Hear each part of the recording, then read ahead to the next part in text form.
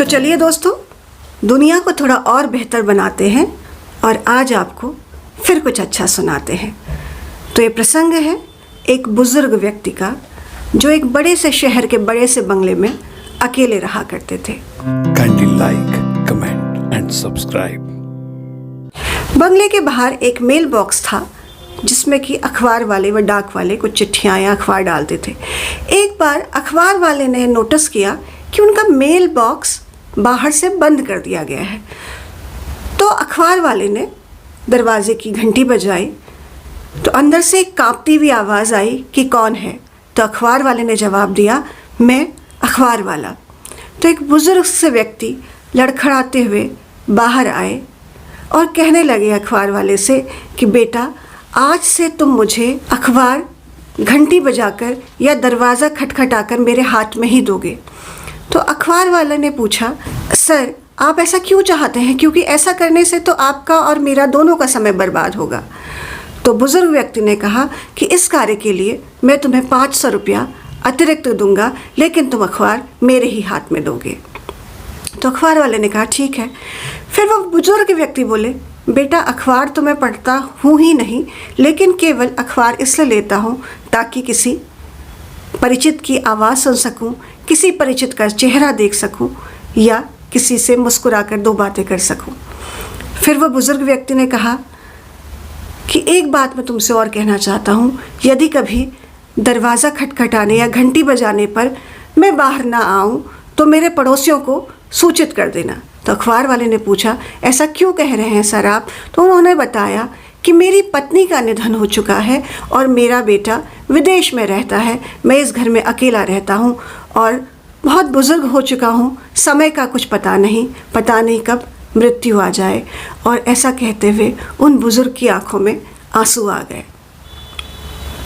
फिर उन्होंने कहा कि एक एहसान मुझ पर और करना बेटा, ये मेरे विदेश में रहने वाले बेटे का फ़ोन नंबर है।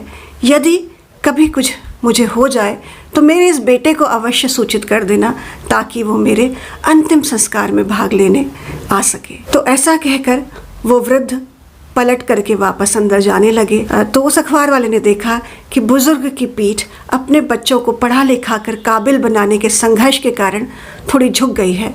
बुजुर्ग अपने चिर परिचित बिस्तर की तरफ वापस लौट गए। तो ये बड़ा ही मार्मिक प्रसंग है और प्रसंग हमें यह शिक्षा देता है कि हमें अपने बुज़ुर्गों की देखभाल अवश्य करनी होगी। हालांकि आजकल के शहरी जीवन की यह सच्चाई बन चुकी है कि बच्चे विदेश में हैं, लेकिन फिर भी जिन माता पिता ने हमें सींचा है, जिन माता पिता ने पढ़ा लिखा कर हमें इस योग्य बनाया है, उनकी देखभाल करने का ज़िम्मा हमारे ऊपर है।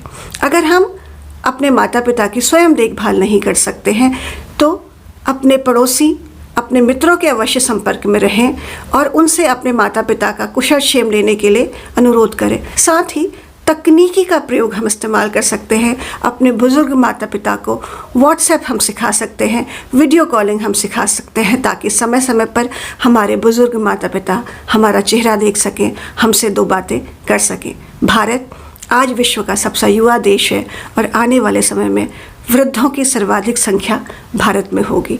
अपने वृद्धों की देखभाल करने की तैयारी हमें अभी से करनी होगी और अपने माँ बाप को, अपने माता पिता को एक सुरक्षित बुढ़ापा देने की जिम्मेदारी हम सभी की होगी।